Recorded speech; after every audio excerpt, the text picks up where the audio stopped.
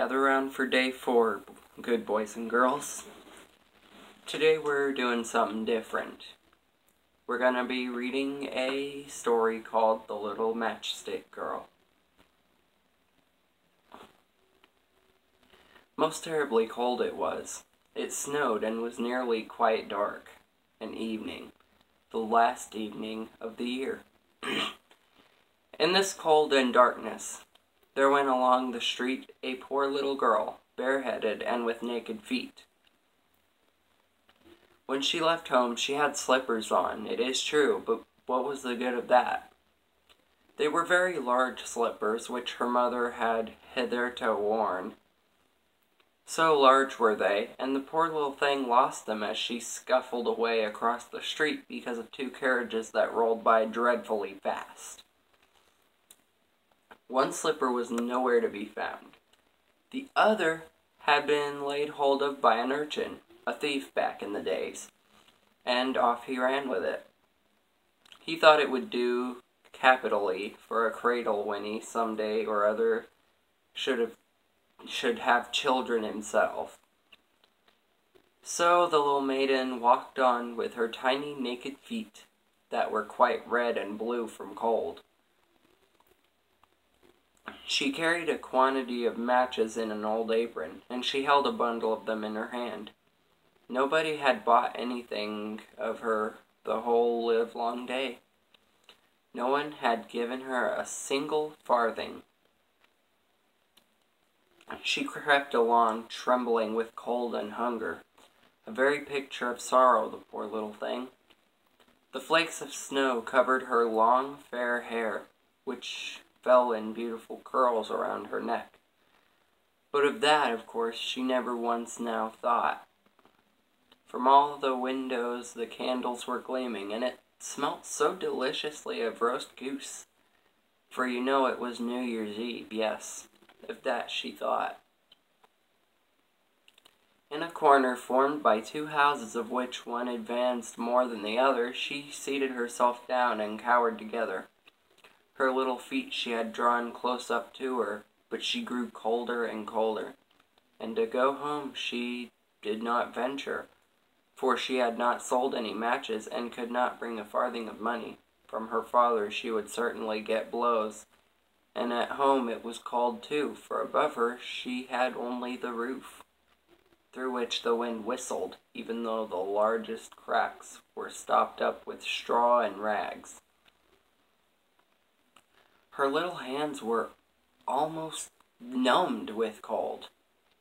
Oh, a match might afford her a world of comfort if she only dared take a single one out of the bundle, draw it against the wall, and warm her fingers by it.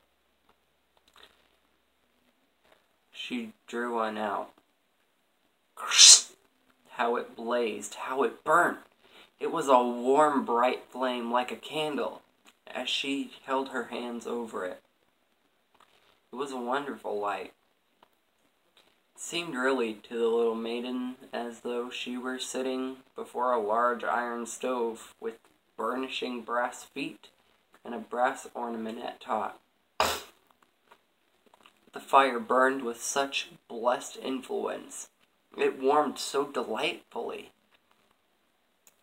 The little girl had already stretched out her feet to warm them too, but the small flame went out. The stove vanished. She had only the remains of the burnt-out match in her hand. She rubbed another against the wall. It burned brightly, and where the light fell on the wall, there the wall became transparent like a veil, so that she could see into the room. On the table was spread a snow-white tablecloth. Upon it was a splendid porcelain service, and the roast goose was steaming famously with its stuffing of apples and dried plums.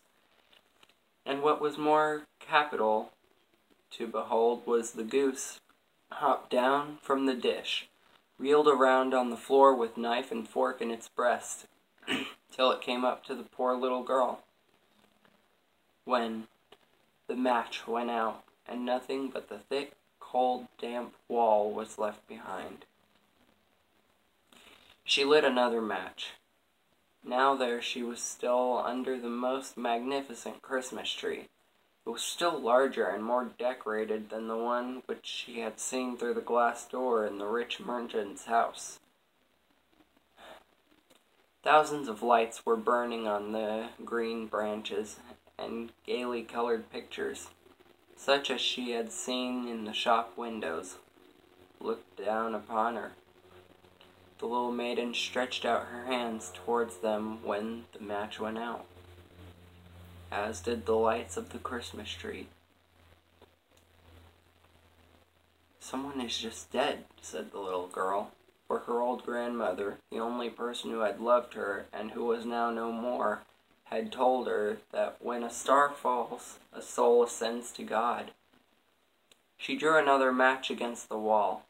It was again light, and the luster there stood the old grandmother, so bright and radiant, so mild, and with such an expression of love. "Grandmother," cried the little one, "take me with you. You go away when the match burns out. You vanish like the warm stove, like the delicious roast goose, like the magnificent Christmas tree."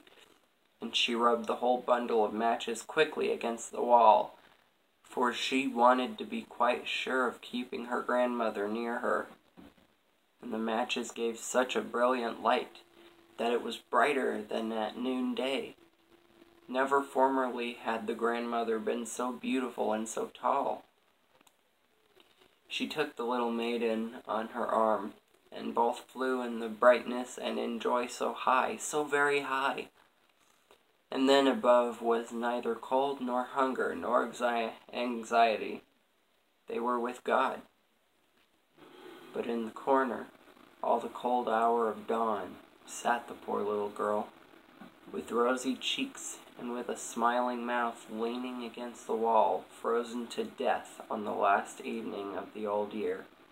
Stiff and stark sat the child, there with her matches, of which one bundle had been burnt.